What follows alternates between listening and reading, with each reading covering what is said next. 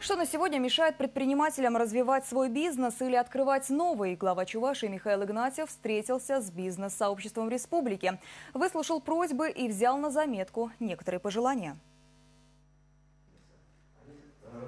В торгово-промышленной палате республики провели исследование среди чувашских предпринимателей. Попросили рассказать, какие основные проблемы препятствуют эффективной работе бизнеса. Президент Союза Игорь Кустарин рассказал об итогах анкетирования. По его сведениям, бизнесмены выделяют такие сложности, как нахождение рынков сбыта продукции, недостаток квалифицированных кадров, издержки, связанные с государственным регулированием и ограниченный доступ к финансам, завышенные процентные ставки банков. В первом месте, как всегда, стоит это ограниченный доступ к финансам для развития бизнеса. Здесь ничего нового сказать, наверное, нельзя. Ставки банков известные.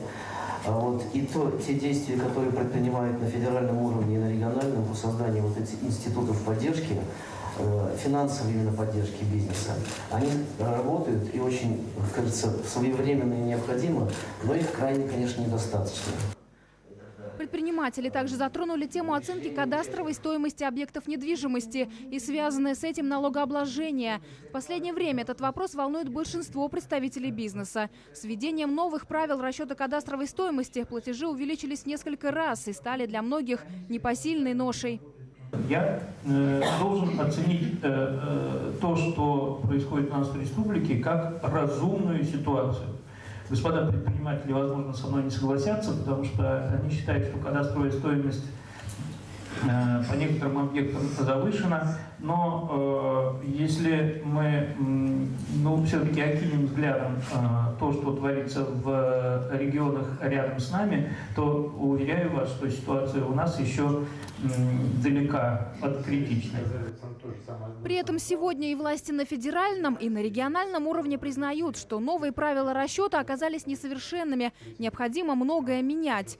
Глава республики отметил, что в этой ситуации нужно соблюсти баланс между интересами государства и предпринимателей. Мы должны совместно с органами местного самоуправления наиболее справедливо это все оценивать. С учетом расположения объекта, с учетом развития бизнеса, с учетом ликвидности и инвестиционной привлекательности.